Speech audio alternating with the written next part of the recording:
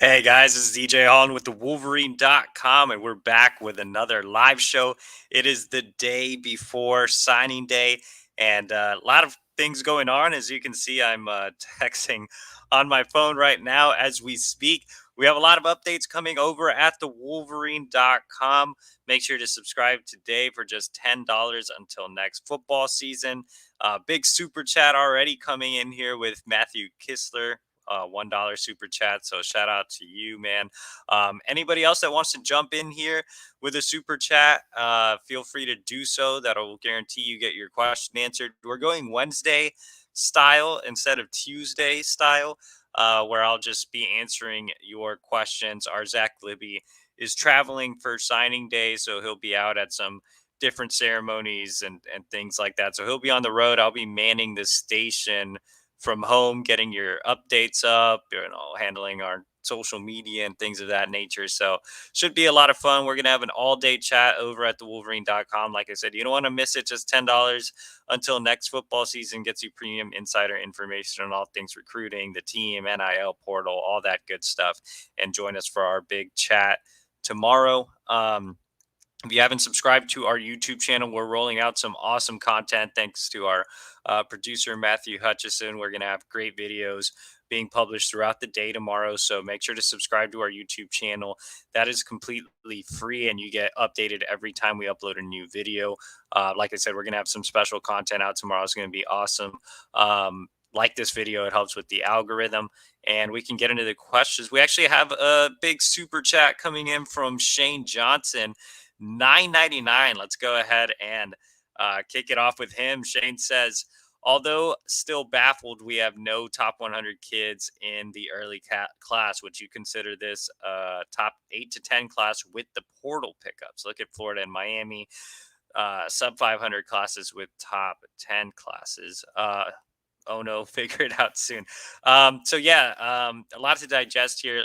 Looking at schools like Florida and Miami, and more so Miami, and you could even point to Texas A&M as well. They were sub 500 with top 10 classes, but something that you do need to keep in mind is last year's classes were freshmen, so we still need to see how those classes end up developing. But Michigan has proven that it's great at developing prospects regardless of where they are ranked. I do think this cycle is disappointing considering last year's appearance in the college football playoff, this year's appearance in the college football playoff, winning back-to-back Big Ten titles, regardless of the portal pickups or not.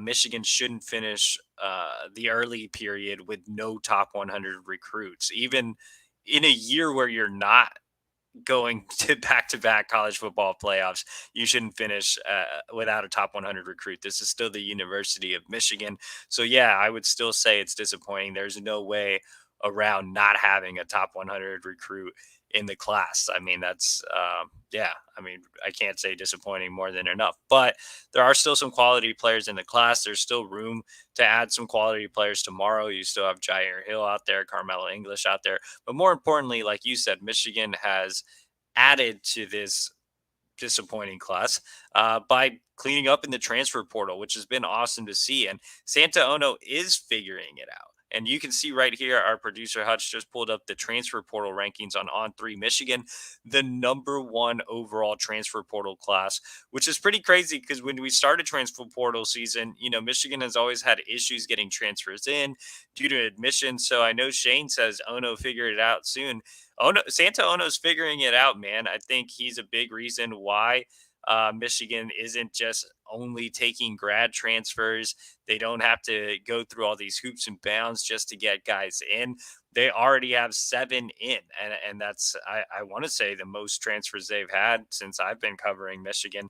So you don't have those uh, academic restrictions or transfer restrictions that you once had. I think those are slowly starting to go away, thanks in large part because Santa Ono is so pro Michigan athletics. And that was always a disadvantage for Michigan with the portal becoming more and more like a second recruiting source with players that already have experience, it's important for Michigan not to be hindered by academic or transfer or transcript restrictions. And I think Santaono has done a great job in that area already.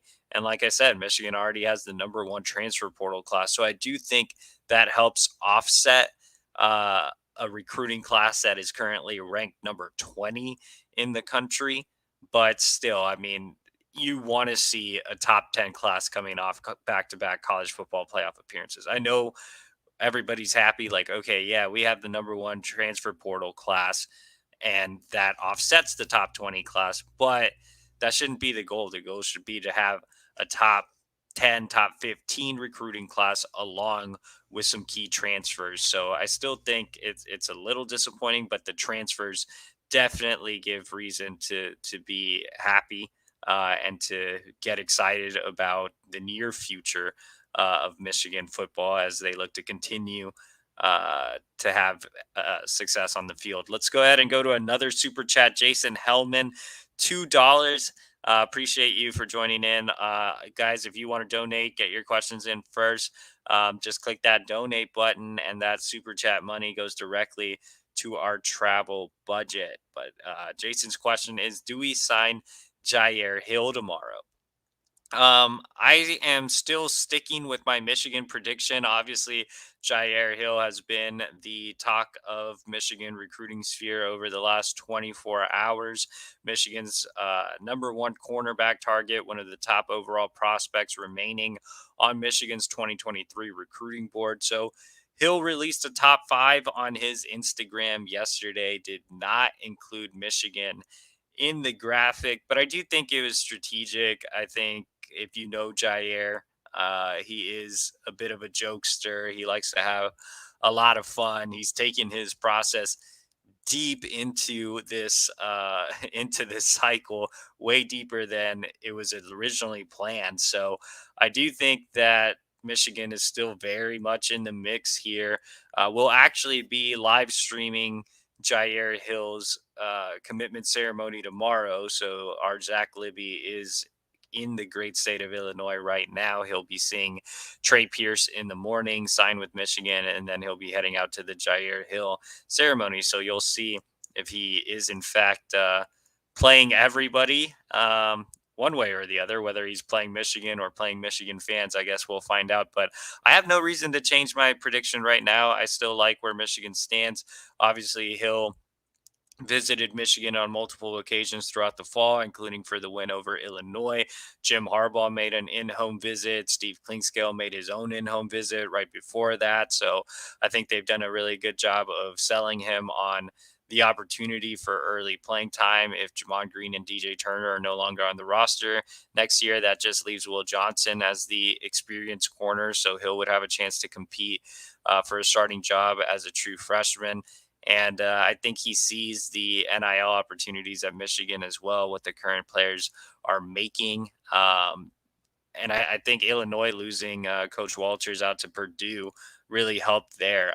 Walters was a big uh, figure in Hill's recruitment. He was a big reason Illinois was so high up on his list. So I think everything has kind of aligned Michigan's way, minus the graphic. But overall, I'm not panicking at this point. I mean, it is something to monitor and not to discount. But I do think Jair will do something weird tomorrow at his signing day. In fact, when I went out to see him, what was that, November, before his final visit, he told me that he was trying to think of something to do at a commitment ceremony. He was thinking of having his cousin come in doing cartwheels and throwing him a hat. So I know he was trying to do it big. So that kind of gives me a little less worry about yesterday's top five graphic that didn't include Michigan. All right, guys, let's get to your other questions. Like I said, if you want to um, jump the line, you can do a super chat. Look, is that Edo right here? I don't know if that's actually Eno Eda. It could be. I was actually just texting with Eno. We have an Eno question. Let's fast forward to the Eno question in case Eno's actually in here. I can't find the Eno question. Can you, Hutch? Oh, here it is. Nick asked, is there any concern with Eno flipping, do you feel confident all our current commits will still be commits after tomorrow?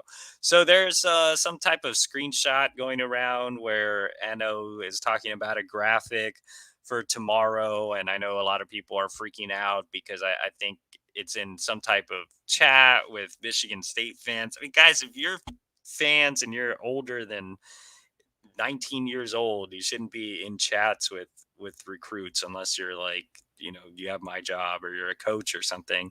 But I don't know. I would stay out of chats with recruits. But I don't have real concern with Eno and Michigan State or any other school. I mean, Miami came in with their NIL pitch. Oklahoma and TCU hosted him for visits. LSU got in contact late and stopped by his school, but overall, I think Eno is still happy with his Michigan commitment. I do expect him to sign tomorrow.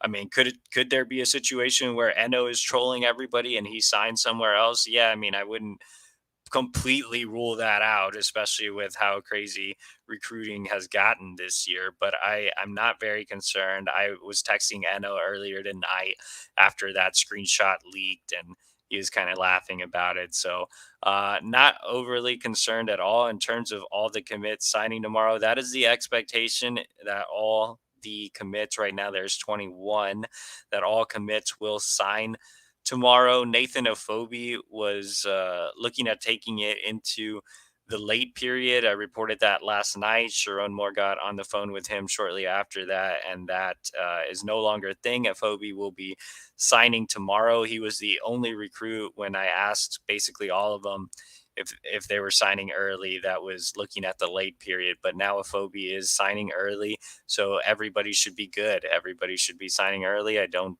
have any concerns about the rest of the guys. This class has been pretty solid. We haven't had many guys wavering down the stretch or visiting other schools or anything like that. So I'm not really too worried about anybody as we head into tomorrow. Let's go back up to the top and get to our first question from Darren Harvey. And like I said, guys, if you do want to jump the line, get a super chat in, make sure to click that donate button and pitch in. It goes to our travel budget. But Darren Harvey asked, do you expect Jadyn Davis to commit to Michigan in January? And the rumors he was told to hold off by Harbaugh to get NIL situated. So Jadyn Davis was originally set to commit before the end of the calendar year. For those of you that don't know, he's a top 100 quarterback out of Charlotte, Michigan's top overall target next cycle. You can see his recruiting profile on the screen. Yeah, I mean, like I said, he was supposed to commit before the end of the calendar year. Doesn't look like that's going to happen. Now it's going to be January. So we'll see. I mean, I'm not going to sit here on this video and say that Jadyn Davis is for sure committing in January when he's already pushed back his timeline. I'm not sure that Jim Harbaugh told him to hold off. Like if Jadyn Davis wanted to commit now, I think they would absolutely love to take that. But I do think NIL needs to get situated even in this recruitment. Early on, it didn't seem like NIL was going to be a big factor with Jadyn. And he's never really mentioned it in interviews or anything. But as of late, there's been some buzz that NIL could become a factor, which is really no surprise. I mean, Jadyn is a top 100 quarterback by all the ranking services. Quarterback being a premium position, you're going to have some NIL interest. I think any skill player that's in the top 300 is going to have at least some type of NIL interest. So it's not, totally blindsiding that that is the case. But yeah, I do think the plan is to have NIL situated at some point early next year. I mean, we continue to hear soon, soon, soon. It looks like they are close this time for real. Santa Ono has been making a big push as of late to get everything in place. If they can get that base salary model that we've talked about on past shows in place in time for next cycle, I do think it'll pay dividends with a lot of recruits, including Davis. But something else that just kind of gives me confidence with Davis is the lack of true competition. I mean, Clemson is the school very high on his list, but they're recruiting other quarterbacks. Tennessee is continuing to, recruit him as well, but they just landed a 5-star of their own this cycle. I mean, North Carolina, Penn State, not really too concerned with teams like Alabama and Georgia finding their quarterbacks. I think that's really helped Michigan as well. Looks like we have a $5 super chat, and that comes from Tambone 30. He said, "What CBs in the transfer portal are looking at Michigan? What's the news on Malachi Coleman?" So I know there are a few different cornerbacks that Michigan's looking at in the transfer portal. Our team reporters handle a lot of the transfer portal reporting, but I can't tell you that Michigan is looking at Tony Grimes, former five-star corner that played at North Carolina. It looks like he wants to make a decision soon. If he does, then it won't be Michigan. But his dad did tell me that if he holds off and doesn't make a decision this month, that he could visit Michigan in January. So that's definitely one to watch. Fellow North Carolina transfer Storm Duck is also one that Michigan has been monitoring. I would expect some others names to pop up as well. So we'll see what happens from a cornerback perspective, but they definitely would like to add more depth there, especially with the possibility of Green and Turner not being there. And like I mentioned earlier, at that point, Will Johnson would be the only true experienced corner on the roster. And then in terms of Malachi Coleman, top 100 athlete out of Lincoln, Nebraska, was supposed to visit Michigan this past weekend. And you can see here he's a top 100 recruit on two of the four services, top 200 across the board. Mega athlete at 6'5", 190 pounds, runs a 10.46, 100-meter. Was supposed to visit Michigan this weekend, did not. Ended up visiting Colorado. He's waiting until the late period to decide, so there's still time for Michigan to get him back or to get him on campus in January. Michigan linebackers coach George Hilo saw him this month. Safeties coach Jay Harbaugh saw him this month as well. Um, so I think that Michigan can get him on campus and create a little bit of movement, but at the end of the day, I think Nebraska is still the team to beat here. I know he decommitted from the Huskers, but there's a lot of pressure for him to stay in Lincoln. New head coach Matt Rule has made an in-home visit, got him on campus for an official visit already. He can visit Nebraska basically anytime since he lives right there. So I would say Nebraska is the favorite to get Coleman back, but Michigan will continue to recruit him. Let's go down to our next question. It comes from Tristo. What do you think of all these transfer portal ads for Michigan recently? I've seen people say it's the new way Jim Harbaugh is approaching recruiting, but I think it's just coaching changes last year. No, I mean, Michigan's committed to exploring the portal. I talked to one program source about it, and he said the portal has really changed the game for us. So I think Michigan's going to attack the portal not just this year, but for years to come. Like I said earlier, it seems like Santa Ono is lessening the restrictions that were previously in place for transfers. If you guys remember, there were all types of admissions issues and transcript issues, and it seemed like a big hurdle to get guys into Michigan. Now it looks like those restrictions are winding down a bit. So the more Michigan's able to recruit out of the portal, I mean, the better, especially with portal guys. You kind of know a little bit what you're getting, whereas high school recruits, you're still they haven't played a down of college football, so there's still a little bit of an unknown. With schools offering boatloads of cash to potential recruits, it might be smarter to get more guys out of the portal. Michigan has had success with transfers. You even see it this year with Ayabi Oki and Olu. I mean, these guys are having monster seasons. So I do think that the transfer portal can be kind to Michigan, especially if they're not restricted to just going after guys that are graduate transfers. I think the guys they've gotten in so far have been great and can make impacts. So I think I'm really pleased, and everybody's kind of pleased with what Michigan has done in the portal, the number one portal class in the country right now. And Tristo also asked, any surprise day one impact players that you see signing with Michigan this cycle? Maybe not surprise. I think guys that can make day one impacts. I mean, if Jyaire Hill commits to Michigan tomorrow and signs with the Wolverines, then he could obviously make an immediate impact. Like I mentioned earlier, if Jamon Green, if DJ Turner, if they're not on the roster, that just leaves Will Johnson as the experienced guy, and he's still young. I mean, dude's a true freshman right now. So I think Jyaire Hill would have a chance to compete for a starting job. And even if Michigan does add another corner out of the portal, I think Hill could see significant time as a true freshman for sure.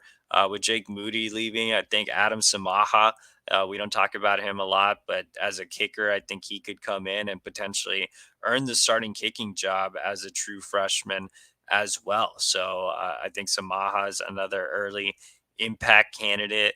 I think if Michigan's able to land Karmello English tomorrow, he could be an early impact candidate, 4-star wide receiver out of Alabama. He can play in the slot, he can play on the outside. He's an explosive weapon. I think he's a little different than what Michigan has on the roster. And then I would say Cole Cabana, too. Michigan's running it. You look at the depth chart, not a ton behind Donovan Edwards. You have CJ Stokes, who flashed and I think will be good, but not necessarily great. Then you have Tavier Dunlap, who hasn't really performed too well, and you have some walk-ons. So I think the opportunity is there for Cabana to really get in the mix in that running back room. And then on top of that, he has that versatility. You can line him up in the slot, you can line him up out wide, you can have him return kicks and punts. I think anytime you have a player with 10.55, 100-meter speed, there's a way to get him on the field.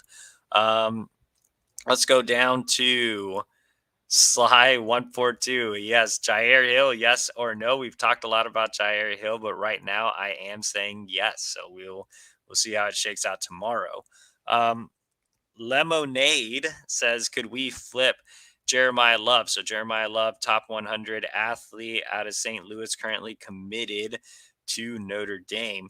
He is listed as a running back and is a fantastic ball carrier. And like I said, Michigan has a need for running back, so he could make an impact there. But the Wolverines made him a priority as a corner. He has the speed, the physicality, just the physical attributes to play cornerback as well. I think he could be a help to Michigan on either side of the ball. He made an official visit to Michigan in the summer, then things kind of died down from there. It looked like the Southern schools were ahead of Michigan, Alabama, Texas A&M, and then Notre Dame ultimately earned his commitment. But Michigan has been back in contact with Love. There has been some interest there, so we'll see if it turns into anything tomorrow. I definitely wouldn't rule out the possibility. I wouldn't say I'm expecting it, but there is contact there, so we'll see if it turns into everything tomorrow, into anything tomorrow. Let's go down to Michigan man Jason, and he says Michigan might get Harbor. He's at 37%, so I'm assuming 37% on three's recruiting prediction machine. I think our producer Hutch is in the process of pulling that up onto the screen right now. And yep, Michigan at 37%, which is actually good enough to put them into the lead heading into an important month of January. Look, right now, it's tough to really talk about Nyckoles Harbor just because there isn't too much going on in his recruitment. There won't really be too much going on throughout the holiday period. It is the dead period, so Harbor can't make any visits. He's used OVs on Michigan, South Carolina, and Maryland. He has 2 remaining in January. LSU's in the running for one of those. Georgia's in the running for one of those. Miami's in the running for one of those. So still a lot of time to go with Harbor, still a lot of visits. He also could make unofficial visits back to South Carolina, Maryland, and Michigan. Nothing is set with Michigan, but the Wolverines are pushing to get him back on campus. Honestly, I think Harbor has a chance to end up at any of those schools. There's so many factors. Will NIL become a huge deal down the stretch? How much will track actually factor into that final decision? Is Michigan's pitch of development and turning around the track program and the academics, which are far superior than the other schools on his list, is that enough to get him on board? We'll just have to see. Like I said, a lot of moving parts, still a lot of visits to go in January. He still has in-home visits with head coaches in January as well. I think January will paint a clearer picture of the Nyckoles Harbor recruitment. As things stand right now, it's just going to be stagnant. I mean, coaches can only do so much during the dead period in terms of talking to him. I mean, Ron Bellamy, Jim Harbaugh, and everybody else has done a fantastic job of recruiting him so far. Ron Bellamy stopped by his school this month. So, yeah, I think Michigan just needs to keep chipping away. I do think they need to find a way to get him back on campus in January. But it's a pretty tight race, and you kind of see that reflected in the percentages. Let's go down to Tyler Bootsaw, and he says, "Is Karmello English a lock? He got two CBs today." Yeah, I haven't put in a pick for Karmello English because I said I wouldn't put in a pick. So I'm going to stick to my word. I mean, I feel honestly, I feel like crystal balls and predictions and all that stuff should be locked 24 hours before signing day.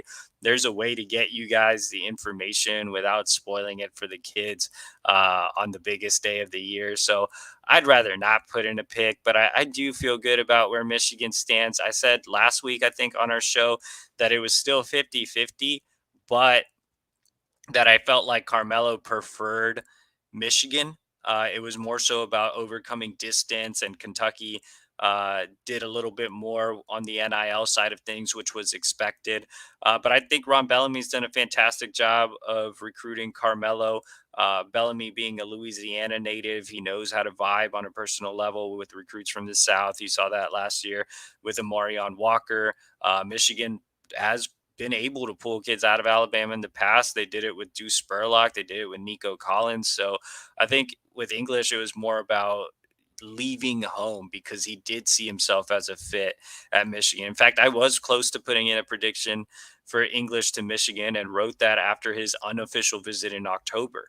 But even though he didn't make a return visit in December like he planned, I still had a lot of optimism in this recruitment. I think Jim Harbaugh did a great job for Michigan on his in-home visit 2 weeks ago.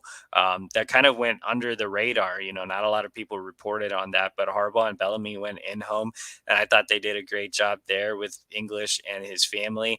English sees opportunity for early playing time in Michigan's offense, and even though Michigan was a little bit more run oriented with its scheme, English knows he brings a different type of element and can get really involved. He's a guy that can play in the slot or on the outside. He's not a true burner, but he can stretch the field. Even though he's listed at 5'11", 180, he has a great catch radius. If you look at his film, he's a natural pass catcher. He's always extending his arms. He does a great job of high pointing the ball. He plays taller than he actually is. He's a pretty good red zone target as well. So I'm a big fan of English's game. His rankings kind of vary. He's a top 100 recruit on ESPN, top 200 recruit on Rivals, and then a low 4-star in both On3 and 24/7. I have him graded as a 4-star, top 175 to top 200 player. So I think the answer from all these rankings, how much the rankings vary, I think the answer is right in the middle. I think it's he's a mid 4-star, 175 to 200, which is great. I think he's a great weapon. I think he can be a valuable asset to Michigan's offense, and I like where things are trending. Um, C. Foss asks, any possible surprises in UM's favor tomorrow? Um, I think you could see a surprise. We'll see. We're preparing for it, so we'll have you locked if it does happen. But we'll let you guys know. We have about 2 minutes left, guys. Let me just sorry, getting some news coming in. Um, but yeah, I do think that there's a possibility for a surprise. So now is a great time to remind you to subscribe to the Wolverine.com today for just $10 until next football season. That's $10, and you get everything recruiting, team, NIL, transfer portal, and all that good stuff for just $10 until August of 2023. If you're already a member, you can gift a subscription. It is Christmas. If you celebrate Christmas, Hanukkah, Kwanzaa, whatever, you can gift a $10 subscription to the Wolverine.com. And that's better than, some people don't like getting gift cards. Like, if you give me a gift card to TJ Maxx or something, like, what am I going to use that for? I'd rather have a subscription to the Wolverine. But anyway, let's go rapid fire with these last few questions, and we can do that. Where did we leave off? Right here. KS. Do I think Mike Hart will get a top running back in 2024? They are strongly in the mix with Jordan Marshall. I think that they have done a really good job there. So he's definitely one to watch. Top 100 back out of Cincinnati. Moeller, Dylan Jones out of Only Good Counsel in the DMV is another one to watch. So, I think it's Mike Hart has to land a top level back. I mean, I really like Cole Cabana, but I see Cole Cabana as more of a valuable offensive weapon. I think Mike Hart absolutely has to land a top 100 back next cycle, especially with how well his running backs performed. Let's go down to um, David Wright, who are the top in-state kids in 2023? Well, obviously you have Dante Moore committing to UCLA, Cole Cabana signing with Michigan. Michigan actually has 4 in-state commits. Adam Samaha, one of the top kickers in the country. Amir Herring, a 4-star. Samaj Morgan, just a versatile playmaker. So all those guys will be signing with Michigan. And just a reminder, guys, that's going to be the last question for today because I do have to get out of here. I have another show to do, but appreciate you guys for joining me. Just a reminder, tomorrow I will be having a lunchtime show. So noon, I'll be here answering your questions after the morning happenings on National Signing Day. Leave this video a like, subscribe to our YouTube channel as we roll out more videos tomorrow.